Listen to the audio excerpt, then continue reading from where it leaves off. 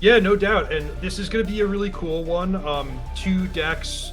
Modern has a range of types of games that we can see, ranging from super fast, explosive combo to, crazy graveyard stuff.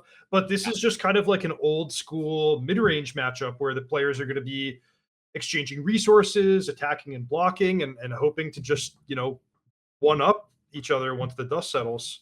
Yeah, I mean, Will Hall was saying how the giveaways were rigged. Actually, the matchups are rigged as well, so that you get to commentate the mid-range battles, right? I mean, that's just in your wheelhouse here. Hey, I'll take it.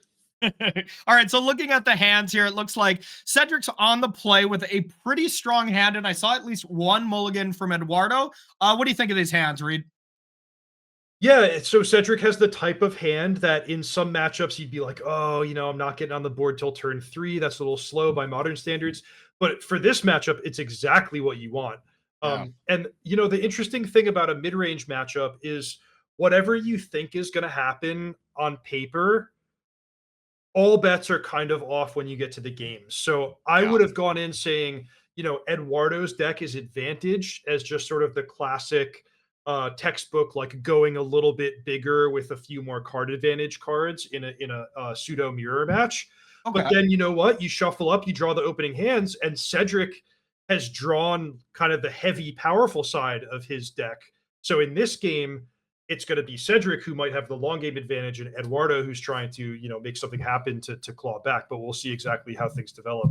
That's really interesting to me because I would have thought going into this that Cedric would be slightly favored just based on two factors. One, the number of swamps that he has. 3 basics, I think, is like the perfect line. Anything 3 or more, you don't really fear the Field of Ruins type game plan. And then also just Fable the Mirrorbreaker. It feels like the mid-range kind of card that breaks it wide open. Is there a specific reason or a specific card in Eduardo's kind of mono black evoke deck? We can kind of call that. We can kind of call it mono black control that gives him the huge edge.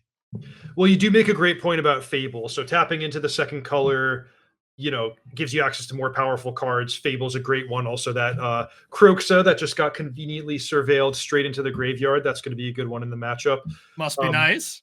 But yeah, I was just thinking Eduardo kind of with the 4 one rings and the extra Sholdred as cards that like if you think of each player sticking 1 threat on the battlefield, those 4 mana ones are going to be kind of a little bit of ahead of stuff like Grief or Orcish Bowmasters if it's a one-on-one battle.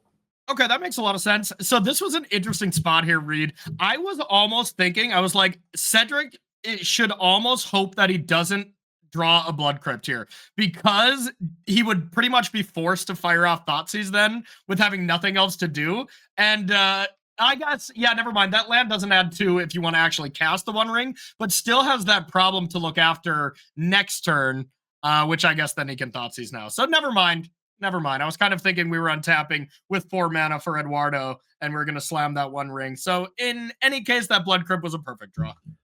Yeah, you do unlock an interesting point about like the timing of your discard spells. And if you remember from the opening hand, Eduardo took a mulligan, Cedric Thoughtseized, and saw exactly 2 spells, one of which was the Fatal Push. So, there's some world where you're like, okay, if Eduardo has only drawn lands from now, I want to from that point I want to make sure to Thoughtseize before I play my first creature. But I think just the mana efficiency here and getting access to Fable Chapter 2 is going to be the deciding factor for Cedric. Yeah, definitely. And now this seems like the perfect time to be firing off a Thoughtseize or playing a Grief is right before Eduardo untaps with 4 mana. That's what I would be thinking, at least if I was playing this game. So I think Cedric will probably be putting a high equity on taking a peek at that hand here.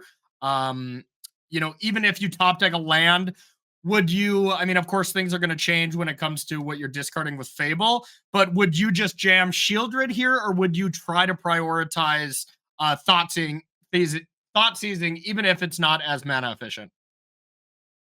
It's a great question. Boy, that is like a tough strategic play. So I'm just thinking about the simplified world of like, let's say you discarded Ragavan and Not Dead After All, and you draw 2 lands. So your choices are either spend all your mana on a Shieldred or just Thoughtseize and see what's up. Yeah. Now, there's a real danger in these mid-range matchups of if you try to play around everything. There it is, Reid, though. Sorry to interrupt you, but here is exactly the scenario. Yep. Well, yeah, if you try to play around everything, it can sometimes backfire because it's like, imagine the scenario where Cedric Thoughtseize is Eduardo says, okay, I have 4 swamps in my hand, but then the top of his deck delivers a 4-mana spell. Now Cedric tried to play safe, but the end result is that he actually fell behind on tempo and on the battlefield because of these random elements. But I think in the actual scenario where we're facing, this is going to work out really conveniently for Cedric because he gets to make his 5th land drop and then have Shouldred with Not Dead After All, which honestly is like pretty close to checkmate in the matchup. It's going to require Eduardo having multiple spells to fight through that. In the meantime, he's just hemorrhaging life total. Yeah, exactly. Like there's plenty of spot removal spells where, you know, the Shieldred Edicts and stuff that can deal with Shieldred, but Not Dead After All still protects against that. So yeah, this looks really good for Cedric, and I really like how he's played this. And the other thing that's been huge in this matchup that, you know, sorry to put some salt in the wound here, that was a huge problem for you, is that third basic. You know, you got your land stripped from you very quickly, and we're really unable to do things in a couple of the games. This third basic here just unlocked the ability to protect Shieldred, and you know, I just think having at least 3 of them is so important up against this kind of niche deck here in Modern. Yeah, totally right about the taking away the Field of Ruin element of Eduardo's deck is big. Cedric could actually use Blood Moon to fix his own mana if you start thinking about the Croxa of the graveyard. So you know, Blood Moon doesn't do much against the mono black deck, but might actually be better to cast it than to hold it. Yeah, and I mean, right now there is still the play of just Cedric just attacks for 6, puts Eduardo down to 12, effectively down to 10 in the draw step, and then just crack both fetches, bring back Croxa, have the ability to protect it.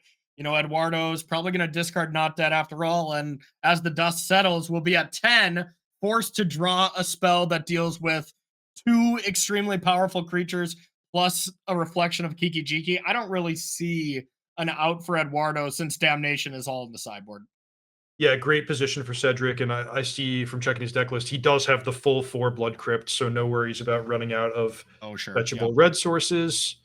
Yeah, I mean, I'm right there with you. I can't think of any single card that Eduardo can draw. Of course, the One Ring would buy him a turn, but you can't really activate it too many times in the face of the Shouldred. Yep, so probably going to be GG here for Cedric. Maybe we're getting a little ahead of ourselves here, but Reid, do you like either of the decks post-board games? Is there either one of them that improves a little bit more drastically than the other? Improvement after sideboard. I think the decks are going to be structurally the same. Nobody's really packing like a mid-range haymaker. It's more about just fine-tuning your exact selection of answer cards. Cedric's got a Bone Crusher Giant. That will be pretty nice. But yeah, I think we're going to see, you know, a few cards different, but structurally the same that we saw in this game. And my instinct was that I would slightly prefer to be on Eduardo's side, but you made some great points about the Rakdos deck as well. And of course, this game went well for Cedric, so don't count either player out. Yep, absolutely makes sense to me. It does seem like, looking at both sideboards of these mid-range decks, like they're pretty even keel as far as the cards that you want against other mid-range decks. They're already kind of in the main deck, and then your sideboard is chock full of cards for either the 2 opposite sides, either the really aggressive decks or the big mana decks on either end. But hey, Shieldred here, Reid. That's a pretty nice draw. Had to be the best. Yeah, it had to be one of the best because we knew a removal spell would have been ineffective, but Shouldred can kind of cancel out the opposing Shouldred. But I think with Croxa in the mix, it will still probably be a bit too much. Yeah, yep, that makes sense. Eduardo is doing the math on it and runs into the same conclusion. So that's Cedric Phillips winning game number 1 here and is 1 game away from joining the other 6 players in the top 8 of the MTGO Masters. And Reid, you made the top 8 as well at the last time we did a similar show, correct? Yep, I made the top 8, and the elimination rounds are where it gets, you know, really fun because you have to face a flurry of opponents all in a row, and you know, stakes become kind of do or die. So yeah, I mean it's cool as we get towards the end of the season. This year we have, or I'm sorry, this season we have an additional wrinkle of the players Mhm. being unable to repeat deck lists. So you think about how the long-term strategies and folks kind of saving up the cards and decks that they can use starts to come into effect. Um, Yeah. but yeah, Corey, you were our champion last time. What was the experience like for you once you made the elimination rounds? Yeah, so once I made the elimination rounds without having that wrinkle last time, I really wanted to play a different deck every time, and I was putting a high equity on whatever deck players would play against me. I would play a deck that would kind of attack those decks, was the idea every single round leading up to the top 8. And then once it got to the top 8, I knew every single player was going to kind of go to the best deck. You know, at the time it was Rakdos Evoke when we still had Fury, go to Amulet Titan, go to these big decks. So I kind of joined suit and just played Rakdos Evoke for the finals in the top 4, and then played Amulet as a bit of a surprise in the top 8. And now that that's not an option, I think things in the top 8 are going to look a lot different. I mean, how many different variants of Merfolk can Nikachu actually play? That's the real question. Yeah, no doubt. No, I forgot about that because when we were playing last season, we had a very unbalanced format. It was a Yeah, world we where did. like everyone was talking about Rakdos Evoke, and we kind of expected the deck to get banned. Now we have a different modern format where things are a lot more balanced. You can justify a lot of different decks, and I think it makes it more fun. I think it makes it a lot more fun. I like this new rule that we have here for the MTGO Masters. Very nice. And I kind of saved my amulet as long as I could. And, you know, you got to do some, or I shouldn't say you got to, you did some research on the players here. I basically got into town yesterday at like noon, you know, and I had to submit a deck within 3 hours. So I didn't get a chance to look at anybody's decks or strategies that they played before. So I was just kind of guessing and hoping it worked out. All right, so Reid, getting into this game here, we have turn number 1. This is the ideal start for not only Eduardo's decks, but the ideal start for Cedric's deck. You got the turn 1, Not Dead After All, and Grief to be able to set this up. This got to be looking real good here for Eduardo. For sure, yeah. For over a year now, the turn 1 double grief has been the boogeyman of modern, the scariest thing that can Definitely. happen to you, especially when you're on the draw. Now, I will say that in this particular matchup, it's good, but it's not a death sentence because Yeah. Cedric does have just a bunch of cards that kill grief for 1 or 2 mana that he can draw into. So I Yeah. think what we're going to see is Eduardo strip away the 2 removal spells, leave Cedric with the discard plays, and then it's just going to be like, hey, let's check your top 4 cards of your library and see if there's something that can deal with this grief. And if it's not, then Eduardo is going to score an easy win, and we're going to be on to game 3. Yeah, absolutely. I would think at this point, if the grief goes the distance, Cedric actually got very unlucky, not the other way around. Like, wow, Cedric got lucky to draw, you know, 1 of removal spell. And of course, if Eduardo was able to top deck Orcish Baumeister, have a follow up or something like that, then it kind of doesn't matter what Cedric would draw. But with not being able to have a follow up immediately, Cedric's got a couple of turns here. You can probably play this Kroxa to get rid of one of these cards, but Kroxa is not an answer to grief. At some point, you think, oh, great, 4-3 up against a Kroxa at 6-6 coming down on turn 4. Maybe Cedric can stabilize at a very low life, but with Menace, that's going to just plow right through the Kroxa. Yeah, tough one here for Cedric. It's like, do you even bother playing an untapped red source for the Kroxa when that might shorten your life? Yeah. So on the other hand, it's tempting to play Blood Crypt tap, but then you're almost guaranteed to get Field of Ruin, which is the frustrating element of this mono black deck. So the nice combination from Eduardo of attacking the life total and attacking the land when Cedric has to pay life for all of his red sources Mm-hmm. puts him in a tough spot. But I here think Cedric's this. gonna go ahead. Oh, sorry to interrupt you. I think this is a great spot because Cedric did see that the last piece of known information was the demolition field. So Cedric knows for sure that he was going to get strip mined here. So Cedric's other choice was playing a fetch line, putting a blood crypt into play tapped. Well, then Eduardo just goes end step, get rid of it, and you're back to the 2 swamps right off the bat. So I like this. You're taking a little bit of damage. You're shortening your clock, I guess, by a turn, which isn't great. but you still just need to find something off the top. Oh, He there it is, did. Reid. Wow. Yeah, Big I love draw. it. So Cedric, I think Cedric just determined, like, you know what? I'm going to play this game as normal and just hope the top of my library delivers an answer to grief, and it does. Oh. So he's going to pull the trigger on Lightning Bolt. Could be now, could be during Eduardo's upkeep, whatever he chooses, and then we're going to be just a good old fashioned top deck battle.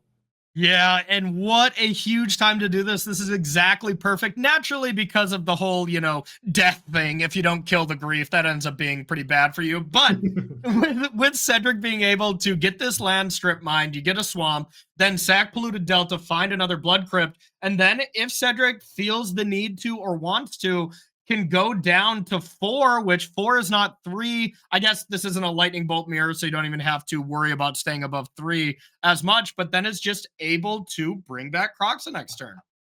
Yeah, you're absolutely right. I called it a top deck battle, but that would be definitely underselling the Croxa in the graveyard, which is one of Cedric's structural advantages in the matchup. Yep. But as you outlined for us, Corey, it does cost Cedric some life to get all these red mana sources, and now against the shadow creature, he's got to at least think about it. Yeah, I mean it's kind of off the table now. If Cedric just top decks a land here, the play is not available. You're not able to sack a Catacombs, go down to 3. This Dauthi Voidwalker will finish you off. So Cedric's pretty priced in to just Catacombs, sack it, get a swamp, grief you, and once again knock the top of the deck and hope for the best. Yeah. So any thought to taking this turn to get another tapped red source? Just my worry is if he plays the grief off of a swamp, then Eduardo can Field of Ruin the last red source, and then if Cedric is to draw a red removal spell, he's actually locked out of it because it would only be Blood Crypt, and he'd be a 3 with Fetchland. Nope, that's a very good point. I think that's kind of what you have to do now, and still just has to find a removal spell at the top of the deck. If Eduardo was down to 3, sure, you want to play the grief. You don't care about your basic land count, but here you just kind of got to be patient. Also, a small misstep there from Cedric, sacking the fetch land after Dauthi came down. Just think if you Rakdos Theater into, a Lightning Bolt. Well, Lightning Bolt's a bad example because you'd want to keep that, but some powerful card that you can't really afford to keep. Emrakul. Yeah, there you go. There you go. The perfect example. Then all of a sudden that Emrakul has a Dauthi Void counter on it. Yeah, good point. Some little subtleties for people who are going to pick up these decks and try them on their own. Yeah. Do you think people would be more picking up Eduardo's deck or Cedric's deck? Hey, they're both pretty cool and appealing. I could see having fun with either of those. So just whatever. You're a Lightning Bolt fan like I am, then try the Rakdos. Otherwise, if you want to mana screw people. Oh, another thing that we actually haven't seen about Eduardo's deck that I think is very, very cool is the Castle Lochthwain element. Definitely. So far, we've seen the Sunken Citadel powering out Field of Ruin, but you can also just go empty-handed really quickly and then use Castle Lochthwain as a built-in source of card advantage for these long games. Yeah, and the Citadel, you get to funnel 2 mana into the castle as well, so it ends up being even better. One thing I want to ask you about, because we all saw you doing quite well, at least day number 1 here at the Pro Tour Thunder Junction. I think one of the most common questions I had in chat, and it got me thinking about it, and I remember I wanted to ask you, was how many times do you think you cast that one Liliana of the Veil that you have signed in sanctioned matches of Magic? Oh man, it's a huge number because I have like my Jund deck that I played so many times, brought to so many tournaments and conventions over the years, and I've like gradually accumulated all my signed cards. Okay. And so I have my play set of 4 Innistrad Lilianas that are signed. I've used them for years, and at this point, it's like they literally don't even get de-sleeved. I played that exact Liliana in the previous Pro Tour, which was a different format, the Rakdos Vampires Pioneer deck. So it's quite a lot, and you can even identify them from the edition and the signature. That's one of my favorite things about collecting Magic stuff is when your cards get to have like a cool story and some sentimental value attached to them. Yeah, absolutely. I loved it, as well as everybody in chat loves seeing you play the deck that kind of is your style with Golgari midrange there for sure. So while that was going on, Eduardo is able to pick it up here with Dathi Voidwalker. Baumeister off the top was not enough to deal with that. And yeah, Cedric had that great top deck Lightning Bolt, but one good top deck deserves another. That Dathi Voidwalker really created a way too quick of clock. And we notice in Cedric's deck, there's still a lot of removal spells. So, you know, maybe a little unlucky to not draw the second one. We're getting to see every element of these mid-range mirrors where you can't really describe the strategy in a single sentence. Like I could say, okay, it's a grindy mid-range mirror, so card advantage matters. But you know what? In that game, it was life total that mattered. Cedric found the answer, but it was only after he'd taken 12 damage from the grief. Now it's like his fetch lands are accumulating, this casting Thought Seizes, and suddenly he can't race the Dathi Voidwalker. So you really have to kind of fight on all axes at the same time, or at least be prepared to. Yeah, I love that. That's a very good point. And it's also pretty interesting that you can't really sideboard the same, you know, whether you go into the play or the draw. You know, there's always some consideration. Like, now that Cedric's going to be back on the play, do you consider bringing in Ragavan? You know, we see Cedric considering, and in fact has already bought in a Blood Moon against a monocolored deck. That seems pretty interesting. Didn't want it on the draw, but thinks, okay, on the play, maybe I can actually stop some of the more important things that you're doing, the Field of Ruins, stuff like that. As I say that, he takes it out anyways, which I would kind of agree with. But, you know, that is a really interesting point. There's always these different avenues that these mid-range mirrors can go in. And at the end of a match, you know, you've experienced this plenty of times, as have I, you just look at each other and be like, yeah, maybe I really shouldn't have had X in my deck.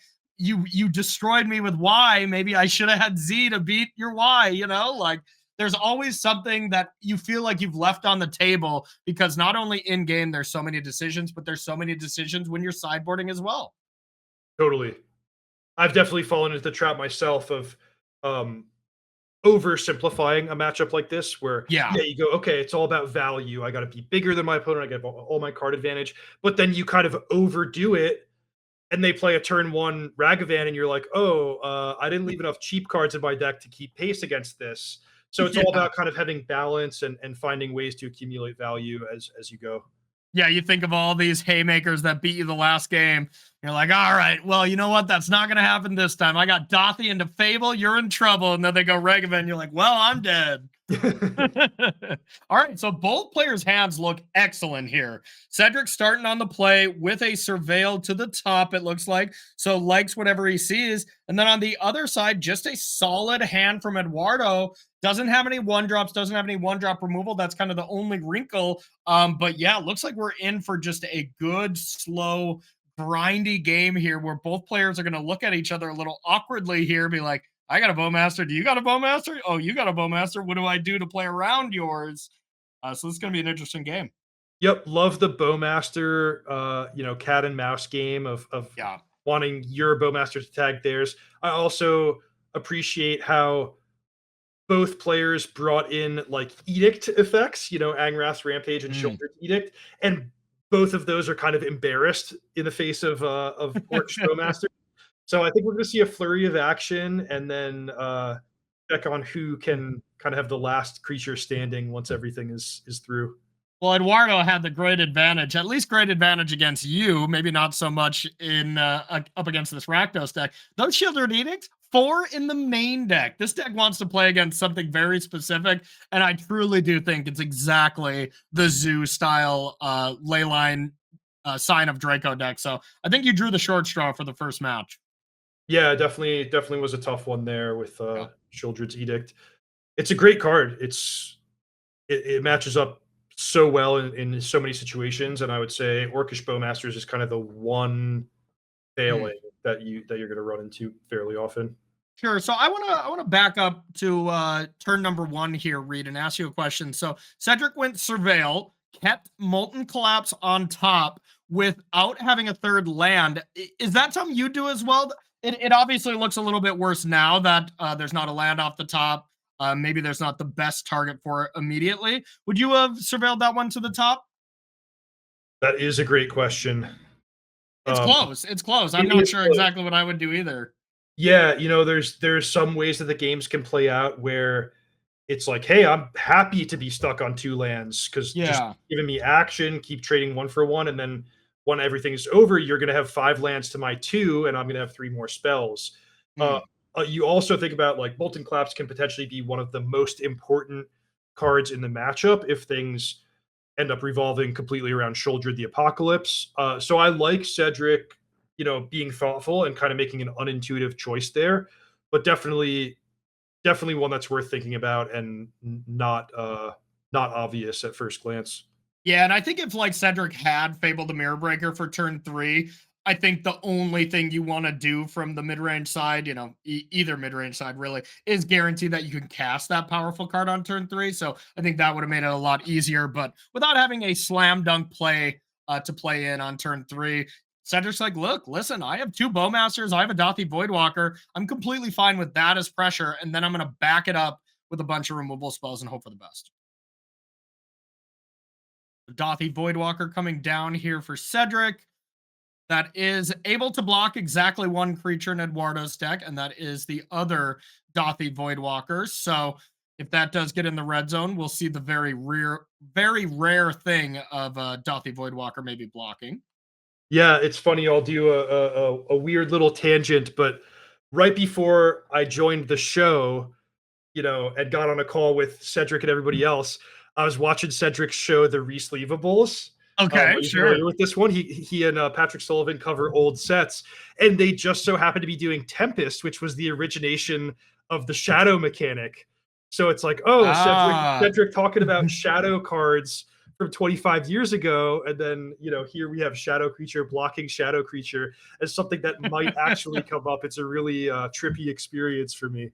Love it, love it. I was actually having a similar conversation backstage at the last Pro Tour. It was Cedric, me, Marshall, and Billy Jensen in the back, and we were kind of killing time, and we were going over old sets, just if to see if any of us could name maybe like the most desirable cards or the most played kind of cards. And I realized, wow, all of them can name a lot of cards from Tempest, those kind of sets.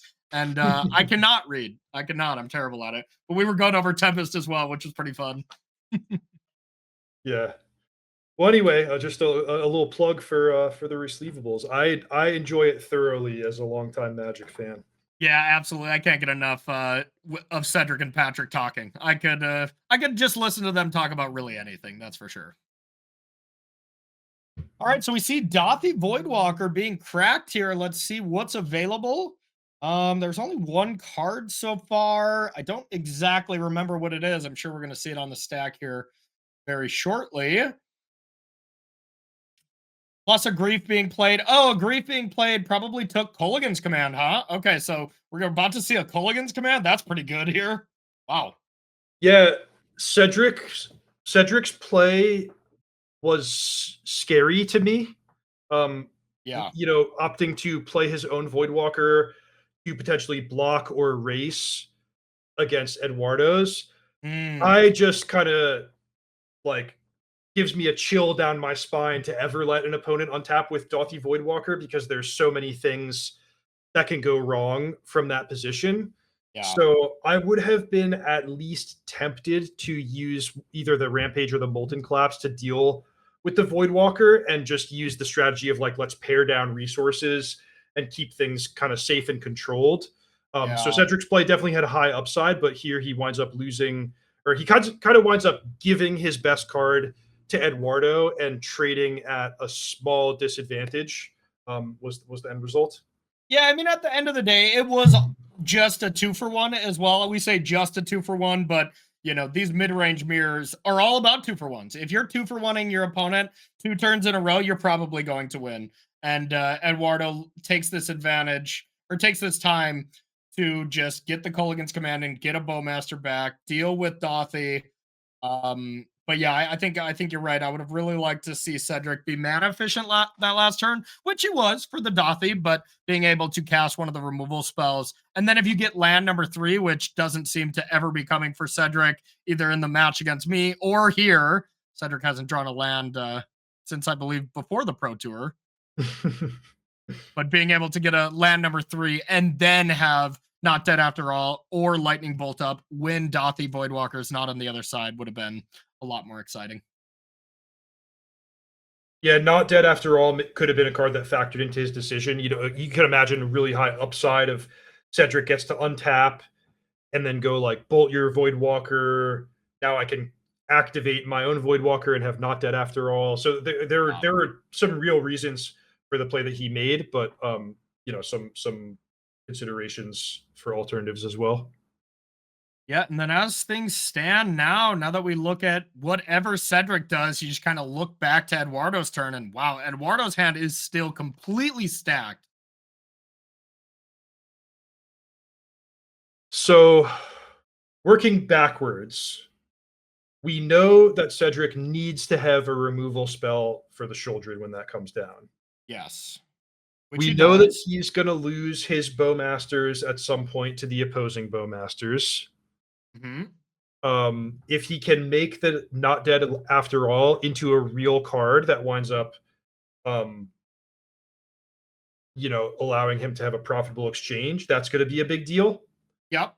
If he gets to play the Fable of the Mirror Breaker and get value out of all 3 modes, that's going to be a big deal.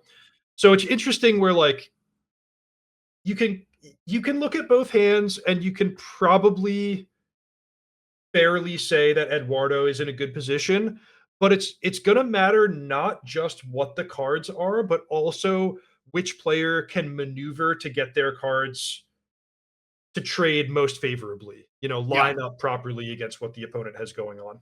Very true. And I think Eduardo has the ability, I was going to say, to do so more than anything by taxing Cedric's mana. As I say that, he goes for a play that is allowing Cedric to use his mana here. So, but I'll point out, Corey, Eduardo played the Voidwalker first. Of course. Yeah. So now this is still going to exile. Can't have both Not Dead After All and a 1-mana removal spell for the Voidwalker. So, yeah, I mean, just covering all the angles and looking at all the subtleties here is Eduardo. Yeah, that was actually a perfect play then from Eduardo with Dothy backing it up, because then either that 1 mana from Cedric has, you know, can cast a Not Dead After All, which does nothing in the face of Dothy, or there's one of the Fatal Push or Lightning Bolts, which can kill Dothy in response. So yeah, excellent timing there from Eduardo, playing while Cedric does not have the ability to have a bunch of mana available. And now with land number 3 coming for Cedric on turn number 6, a little late here. What do you do, Reid? Well, as I said before, I really hate to let Dothy Voidwalker survive ever. So I would certainly think about casting Molten Collapse on the Voidwalker. Cedric is in a tough spot now because the Baumasters is a trump card for Angrath's Rampage and means that Cedric cannot easily line up Rampage against either the Voidwalker or the Sheoldred. Yeah. So and it's kind of a trump card to Fable too, right? Like you can't really draw off chapter 2 next turn. That is true. That is correct. Yep. And if Eduardo plays Sheoldred, it's going to be even worse because Cedric's removal spells are at sorcery speed, so he's really going to have to like skip the chapter 2. But anyway, I think if you knew both hands, then Cedric made the best possible play in just casting the Fable. Yeah. So this makes a lot of sense. Just kind of hold your breath, take a hit from the Voidwalker, and hope that next turn provides you with a little bit of breathing room. So now I think Eduardo has a couple choices. One, you get in here with these creatures. That's kind of the easy part. Number 2 is Eduardo does have the option to, of course, just jam Sheoldred, play a land, have Edict available. The Edict's pretty bad. You know, it doesn't do anything too great right now, but also has the option to go Field of Ruin, a Blood Crypt, Field of Ruin, a Blood Crypt, and then have Sheoldred's Edict available. Is there any consideration to the second play? The first play does seem better on surface value, but is there any value to that on this battlefield? Good looking out, Corey. That is a cool, unintuitive play that you could make. And I think the determining factor is whether Cedric lines up this block, because I wouldn't really value taking out the red mana if the Goblin Shaman was able to stay in play and attack uncontested. Yeah. But since Cedric made the trade, which, I think that's a pretty surface level trade. I would have made it too if I was Cedric, but it allows Eduardo to edict away the Goblin Shaman. So I think the play that you outlined became a lot more of a consideration, but Eduardo is still just going to make the straightforward play. And one thing that we should note is this is a matchup where both players have like 8 discard spells, so it's not always a guarantee that your creature is going to be safer sitting in your hand than it is on the battlefield. Very true. And Shieldred off the top is a great card, but I think what Cedric really needed here was land 4 first to be able to Rampage and Molten Collapse to get that off there and then play a Shieldred. But as it stands, Cedric makes the correct play of not discarding anything, even though you'd love to get that Not Dead After All out of your hand, is forced to just deal with Shieldred or it will kill him on the spot. Now we have 4 damage coming across, and Eduardo gets to do exactly what maybe we'll have our producer do and see how many cards with a void counter are in Cedric's exile. Because now with Not Dead After All, you have the ability to target it and cast a spell, then get your Dathi Voidwalker back. So you see Baumeister, you see Molten Collapse. Any temptation to doing that, or is that play a little too greedy, Reid? Ooh, good question. There could be a bolt or a push, right? That kind of blow that play out. Yep. And the other nice thing is, like, if you just look at the board, hey, I'm going to kill Cedric with 3 attacks from a shadow creature, and I can use Not Dead After All to counter his first removal spell. So that's not bad.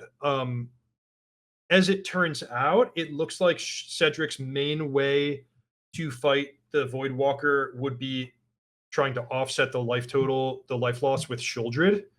So a lot of really interesting things going on here, but I think Eduardo's play makes a lot of sense, just to plain and simple attack and keep up Not Dead After All in case something bad happens. Totally agree. So here we go. Here is those 2 ways to destroy the lands. And now you would think your best draw is just a land to jam Shieldred, but any land that Cedric would draw is going to deal him a little bit of damage. Now, Blood Crypt was the better of the lands here. I guess like Castle Locthwain would have been even a little bit better if Cedric plays any of those. Cedric can go down to 4 and play a Shieldred, and then go down to 1 with Dathi, and then just pray you're able to get it done. But as we know, with the Not Dead After All, Orcish Baumeister can just get in there and you either block it and die, or you don't block it and die. So are we all done here? Oh, it's so devious, Corey. Just attack with both, and I dare you to block. Exactly. It looks to me like we're done here. I don't see that Cedric can justify any play besides just casting the Shieldred, and as you lined up, that is not going to be enough. The Angrath's Rampage would certainly be worse against Not Dead After All. So it's I guess the question is, if Eduardo can actually execute the lethal blow. Yeah, and there's no scenario like Eduardo top decks a removal spell, points it at the reflection, and then you save it, and that unlocks a block or anything like that. There's just the first play that we were talking about. This is going to be Eduardo going down to 10. And bad news for Cedric, too. Eduardo's rest of his hand is terrible, so if he was able to survive 1 turn and have a Shieldred, this is going to do it. And wow, look at that flex. Eduardo does it before blocks. Wow. Wow, so close. What a cool match. But congratulations to Eduardo. He's going to advance to the top 8. Cedric's not done. He's going to be waiting for the winner of our grudge match, Corey, in the 1-1 bracket. Yeah, absolutely. So we'll play any guess on which one of us is favored in our matchup?